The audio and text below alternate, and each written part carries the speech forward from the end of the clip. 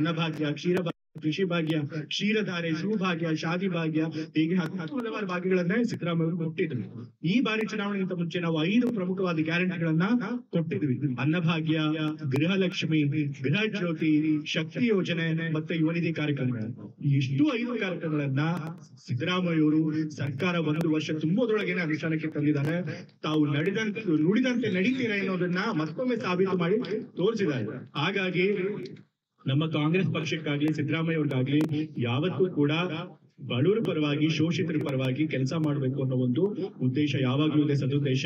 ನೀವು ಹಾಗಾಗಿ ಅವ್ರಿಗೆ ಯಾವತ್ತೂ ಕೂಡ ನಿಮ್ಮ ಬೆಂಬಲನ ಮುಂದುವರಿಸಬೇಕು. ಈಗ ಮತ್ತೆ ಲೋಕಸಭೆ ಚುನಾವಣೆ ಬರ್ತಾ ಇದೆ.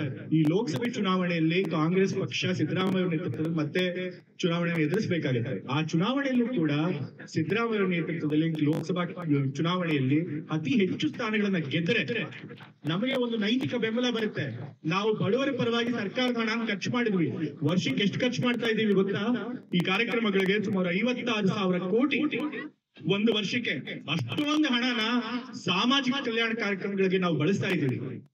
ಅದನ್ನ ಬಹುಶಃ ಯಾವ ಒಂದು ಇತಿಹಾಸದಲ್ಲಿ ಕರ್ನಾಟಕದಲ್ಲಿ ಯಾವ ಸರ್ಕಾರ ಕೂಡ ಇಷ್ಟೊಂದು ಹಣ ಖರ್ಚು ಮಾಡಿಲ್ಲ ಸಾಮಾನ್ಯ ಜನಕ್ಕೆ ಮತ್ತೆ ಬಡವರಿಗೋಸ್ಕರ. ಇಷ್ಟೊಂದು ಹಣ ಖರ್ಚು ಮಾಡ್ತಾ ಇರಬೇಕಾದ್ರೆ ನಮ್ಮ ಸರ್ಕಾರಕ್ಕೆ ಒಂದು ನೈತಿಕ ಬೆಂಬಲ ಬೇಕು. ಹೌದು, ಜನರ ಬೆಂಬಲ ನಮ್ಗಿದೆ, ನಾವು ಮಾಡ್ತಾ ಇರೋ ಒಳ್ಳೆ ಕೆಲಸಕ್ಕೆ ಜನರ ಬೆಂಬಲ ನಮ್ಗಿದೆ ಅನ್ನೋದು ಗೊತ್ತಾಗ್ಬೇಕು.